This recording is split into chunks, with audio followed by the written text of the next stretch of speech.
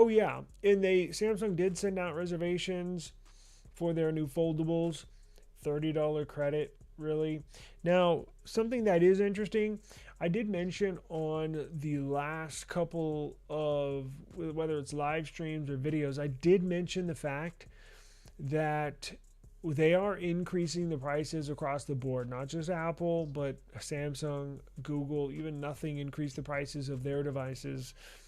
One thing they can do to try to help potential buyers purchase one of their new, more expensive devices is give us more value on our trade ins, right?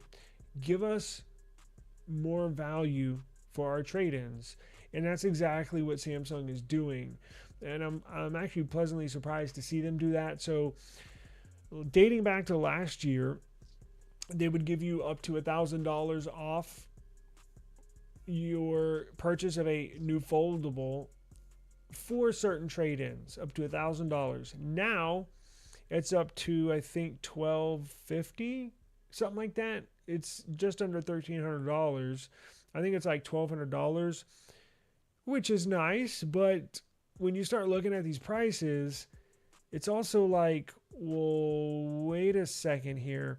That's still going to be mad expensive because they're only going to give you that $1,280 for trade-in value for last year's flagship foldable. So when the Fold 7 series came out, they would not let you trade in the S25 Ultra. So they're not going to let you trade in the latest S26 Ultra towards a new Z Fold 8 or Z Fold 8 Ultra. They're just not going to do it. Now, what you will get that trade-in value, that $1,280 for, is if you have last year's flagship foldable. So if you have a Z Fold 7, looks like they'll give you up to $1,280, whatever it was, $1,250, towards the purchase of a new Z Fold 8 or Z Fold 8 Ultra. Now, here's the kicker. You got to trade in your phone, but you're still going to have to pay another $1,000. Still gonna have to shell out another $1,000 and trade in your phone. That's how expensive these things have gotten. It's insane. Now they'll probably give you, if you want one of the Flip 8s and let's say you have the Flip 7, well, they're probably going to give you, what did they give us last year? $700. So if they increase it a little bit this year too, they'll probably give you $800, which sounds good. Oh, $1,230 right here. It says $1,230, which sounds good, right? But when the device is $1,486, you're thinking, well, I'm still gonna have to shell out $686 and give you my phone. I mean, it helps, I guess, to increase the trade-in value, but you're still going to be paying a decent amount. These things have gotten ridiculously expensive. Insane expensive. So let's go back and take a look at what we got as far as color wise, because there were new colors that did come out that we can check out. So here are the official renders for the Flip 8, the Watch 9, the Fold 8 and Fold 8 Ultra, and it gives us colors and what you can look forward to. So here is the Z Flip 8, including white. That white color looks beautiful. Now I've had every flip model ever made, even dating back to the OG, the very first Z Flip. I've had the 2, the 3, the 4, the 5, the 6, the 7. This is going to be the very first year that I am not going to buy a Flip. 2 reasons. One, obviously, it's just mad expensive, right? They don't send these to me. And for the second reason is I don't necessarily use them. They're fun to play with, fun to have, fun to use, especially if you're like me or you record a lot of video, a lot of content. They are fun to use. They are handy. It gives you extra, aspect. It gives you another way you can record video from, quite frankly. You can use their rear cameras as a selfie camera because it has a screen on the backside where the main sensors are. So there's that part. But I only use them. I was going back and thinking, damn, on all the flips that I've had, I only use them for like 6 months. I get bored with it and then I sell it. So it's not like the S25 Ultra where I'm going to use it literally all year, or the OnePlus 13 or 15 where I use it all year until the next one comes out. I don't really do that with these flips, and I'm just thinking with that plus the extra price they're going to add on top of it, it just doesn't make sense for me to purchase it. Same thing with the Pixel. More expensive, they're giving you less for paying more, and the 200 charging cycle limit really bothers me. I know some people don't care, but everybody's different, right? That stuff bothers me to no end. And essentially that's a 6-month device as well, because after 200 charging cycles, they cut your charging speeds in half and cap your battery capacity at 80%. After 200 charging cycles, if you equate one charging cycle per day, 200 days equals roughly 6 months, give or take. So after 200 charging cycles, it takes like 2 hours to charge your phone, sometimes more. Why would I do that to myself when I can use phones that charge in 20 minutes? See what I'm saying? So that's essentially a 6-month use phone. Well, I'm just not going to do it, you know? So there's that. Oh man, it's great. The signature. Yeah, and I'm compiling. I want to get a little better on my reviews, meaning like editing. And I know I'm not trying to make a movie over here. But I've been carrying this with me every day for the past week, and actually put a sim in it. And I want to do a more formal review on here. So I'm compiling videos, I'm compiling battery stats, I'm compiling pictures, and I'm going to put it in a nice review, nicer than what I normally do. So it'll take me about another week or so, and I'll have like a 6-month review of this thing because it's been out for 6 months. It's great. I freaking love it. Oh yeah, I was going to do a review on the optical image stabilization. I was reviewing some videos yesterday out of this device, and I noticed the stabilization on one of my videos was horrible. But then I was like, well, wait a second, how come I haven't noticed that before? So I went back and looked at my other videos that are in here, and some videos are fine. So I'm like, well, how did that work out? Now, it might just be a video, it might just be a resolution, a specific resolution, or it was bad. But I'm gonna go back and do a specific video in regards to the OIS, and that's it. Meaning just do a video review and see if I can really hammer out if this has a good optical image stabilization feature or not. Now, it does have in the settings here on the camera settings, if you go to video, it does have this up here. Where is it? Right. You see that camera right here with the little line through it? That has the, what do they call it? Horizon lock. Where you can, if you want to take a video like this, vertical, you can put horizon lock and it'll stay vertical. So you can run with it. You can go in your car with it and it'll stay, you know, a steady vertical looking video. Now I think horizon lock works with it sideways as well in horizontal. Yeah, so settings have been configured for horizontal lock.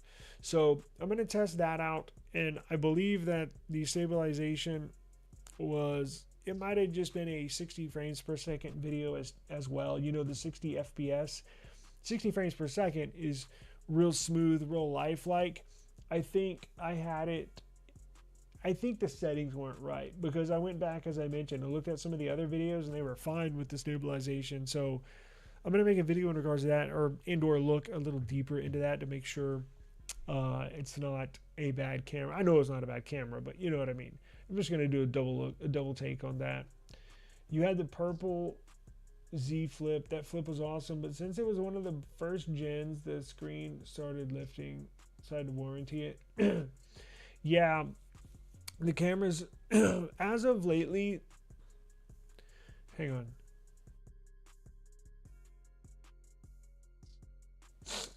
As of lately, the battery life sucked on all Z Flips going up to the 5th generation is when they started to make improvements on battery life. The Z Flip 4 was the worst battery life I've ever had on a phone, period. Now, minus the S25 Ultra battery bug that I got hit with last year, that was equally as bad. But on the Z Flip 4, the problem with these Z Flips is, one thing is battery life and cameras. Now, Samsung knows this, and they've tried to make improvements on both battery life and the cameras. So they actually replaced the sensors on the, was it the Flip 6 or Flip 7 that they put the 50 megapixel sensors in there? Either way, they've worked on that. Now they still can improve. Remember, it only got 2 sensors. It has a wide and an ultra wide, no telephoto, no periscope. So it's never going to be like a badass camera experience. It'll record video just fine, but I'm talking about like a badass camera experience. It'll never be that, but it's fun to use, and it's gotten better. It used to suck. When you used to zoom in past 3x on the Z Flip 4 or 5, it was mush. The quality would be horrible. Battery life. Here's another issue with the Flips that they've tried to improve upon. The battery is small, right? So it goes out quick. However, first thought is when your battery gets low or dies is to charge it, right? Well, I don't know why, but they chose to put very, very slow, snail slow, turtle slow charging in these phones. So the issue I'd run in with the Z Flip 4, I would have a 100% when I wake up in the morning, the battery would be 100%. I unplug it, start my day. By lunchtime, it's dead. Yeah, with 4 hours of use, boom, it would die. So here's the problem. The charging was so slow, and I'm talking about like 15 watts or 25 watts. It was so slow that it would take forever to charge the phone. Forever, hours. And when you're trying to use the phone, if you have it as your main phone, you're trying to use it while it's plugged in, you know, it's not charging as fast because you're using the device as well. This thing would take 2.5 hours to charge if you left it alone. About 2 hours if you did not use it. If you're using it, it takes even longer. So you would essentially have a dead battery by lunchtime, and then you would spend literally the rest of the day using the phone while it's plugged in. And at that point, after a week or two of that, I was like, I'm done. Well, it was more like a month or two of that. I was like, the fun wore off. I'm done with this thing. And then that's after the 4, they started making improvements. They increased the battery size a little bit. I think they bumped the charging speed like 5 watts. Nothing earth-shattering here, but they increased the charging speeds very, very slightly. But they also worked on the cameras. They put new sensors in there. So until they can really increase the charging speeds, until you can really, and I'm not talking about, you don't have to be OnePlus fast. You don't have to be 80 watts, 90 watts fast, 120 watts fast. But damn it, give us 60 watts, right? 45 at the very least. It should be about 45-minute charging times. When it takes an hour and a half to charge the phone, it's unexcusable. I just don't see the point. And it's a fun phone, but after using them, I never use it as my main phone. It's always a fun phone to play with. It's always my secondary phone. It's always a phone that I just shoot video with. Stuff like that. You know what I'm saying? If I'd use it well, in fact, I did use it for my main phone, the Flip 4. But after that, I had such a bad experience with the Flip 4. I was like, I'm never going to use this as my main phone. Even though they did make slight improvements, it's still not like where it should be. You know, it's still not where it should be. Yo, what's up, brother? How's it going? Hope you had a good day today. Let's see here. We're just reviewing the Flip stuff that came out and fold information. We're going to go over the colors. And if you just joined us, we discussed my issue with the Google Pixel Superfans group contest, and which I'm going to upload a video after this. I've already recorded. And we also discussed the relationship between Apple and Israel's designing Apple chips in Israel. So there's that whole deal that you can rewind it or replay it if you want to. Okay, so here are the colors. Now this is for the wide body. This is for the Z Fold 8. Remember, they're not putting wide on the name. I just say that because in my mind, it's easier for the general public to recognize, oh yeah, that's going to be the wide body, because they switched names on us again this year. So the Fold that you're used to, like the Fold 7, that next generation of the Fold 7, they're going to put an Ultra on the end of the name. And the regular, that's going to be called the Fold 8 Ultra, which looks like the old Fold 7. And this new wide body version we're getting is just going to be called Z Fold 8. So here are the colors you're getting. You're getting a white, you're getting a black, and you're getting a pink, purple, pinkish purple, purple pinky. I don't know. I've heard that it's incredibly light. 200 grams, very light. So just to give you a comparison, I think this Motorola Signature is 186 grams, and it's very lightweight for a phone. And this S26 Ultra is 229, so it's right in between the Signature. Wait, I'm talking about how much it weighs between the Signature and the S26 Ultra. So that's a pretty good, it's got some pretty good. They shaved a lot of weight off of that.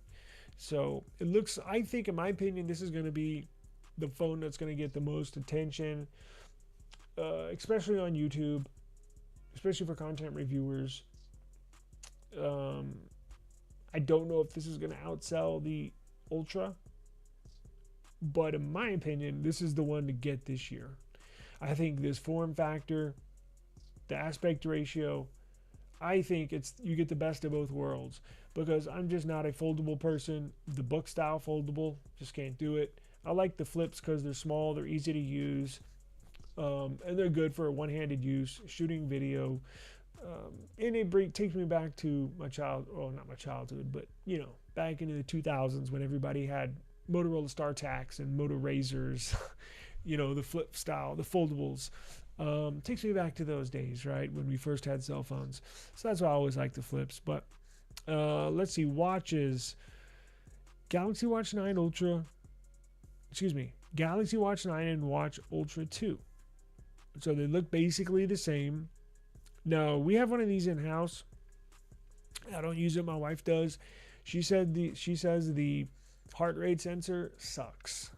So we're wondering if we should get a Galaxy Watch 9, and I'm having a hard time finding information online that would support our hopes of getting hardware upgraded as far as the sensors that's on the underneath on the undercarriage of these watches. I'm hoping desperately that they upgrade hardware, because I've seen it in action. The Pixel Watch, for as ugly it is, it does a fantastic job at sensing heart rate, beats per minute. All sorts of sensors on the Pixel Watch are really good, really good, and they're not as good on the Samsung. Now, I don't know if we're getting a refresh on these watches. I don't know the internals. I'm going to be on the lookout. I'm going to try to find some information to see if they are going to update the actual sensors in these watches, because they suck right now. They're really bad. And of course, I'm not a wearable person. I have worn them every now and then, but I just, though the Ultras are cool. If I was a watch person, I would definitely use the Ultra. And I think the Ultra, I'm not going to say that, but I was going to say I think it has different sensors, but I'm just not sure. We'll wait and see what we'll know stuff soon. I think here in just a couple weeks we'll get information. So let's see here. Does it? Yeah, and look, it's different for everybody. I guess I should have stated that as well. It's different because how it sits on your wrist, how tight you have your watch, skin tone might be a factor. How tight it is. So it's different for everybody. But for her, she says it sucks, so I'll take her word for it. I haven't compared between the two. I just don't care, to be honest with you. So that's why I haven't tested it. But she says it sucks. But whatever. Yeah, that's pretty good. You better watch 7 LTE for 150. Nice. You know, I was thinking about getting the Fitbit Air. I was thinking about it because I don't like watches, smart watches, because it's always bugging me. I get, just since I've been alive, I've had, I don't know, 40 emails. It's just stuff's buzzing all the time. Last thing I want is something on my wrist. Now I know I can do do not disturb mode, but I got my phones on me at all times, so I just, it's just too much. That's why I was thinking, well, maybe I should get the Fitbit Air. It's just a little watch band that goes on your wrist. I even saw somebody say it works even better for them when they put it on their ankle. And I was like, ankle? I said, what the hell? Showed them on a treadmill. Well, it's on their ankle. They said they don't like stuff on their wrist. They're not a watch person, but they have it on their ankle. I was like, ankle? Okay. Whatever floats your boat. So I still might get one. I just don't know. I just thought that was interesting. Now let's see. Anything else before I get out of here? I do need to record that Android Toolkit review. Let's see here. And I don't think specs. I mean, we know what the specs are, right? Of these new foldables. Really not that big of a deal. Snapdragon 8 Elites, Gen 5s. There's really not much to it. It's essentially a refresh. I just hope they upgrade sensors and the wearables. Now, one thing I was wondering too is we really haven't gotten much camera information on these, which tells me it's just going to be the same thing. Because if they were going to put new sensors in these foldables, we would know about that by now, right? Because I was hoping, because see, on the Z Flip, going back to that real quick, it is getting a slightly, you know what, let's pull it up. It might have I think it's getting a slightly larger battery. The processor is going to be more efficient. But I was hoping they would increase two things I was looking for the Flip. I mean, I say I'm not getting it, and I'm 99% sure, but I still want to know for my own knowledge. Is it getting a camera upgrade and a charging speed increase? I guess we won't know that until launch day. But normally if they increase, or if they upgrade the sensors in the back of these phones, we know that before the launch. But charging speeds are usually at launch. So let's see, Z Flip 8. Let's see what that pulls up.